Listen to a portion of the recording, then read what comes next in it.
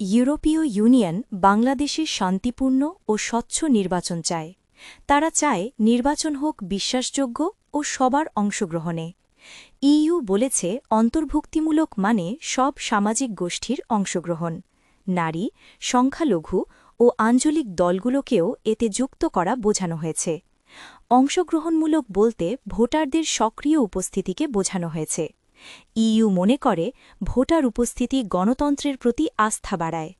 তারা বলেছে নাগরিকেরা যেন অবাধে ভোট দিতে পারে, ভোট গণনাও যেন সঠিক ও স্বচ্ছভাবে হয়, সেটিও গুরুত্বপূর্ণ। আইনশৃঙ্খলা পরিস্থিতির দিকে ইইউ নজর রাখবে।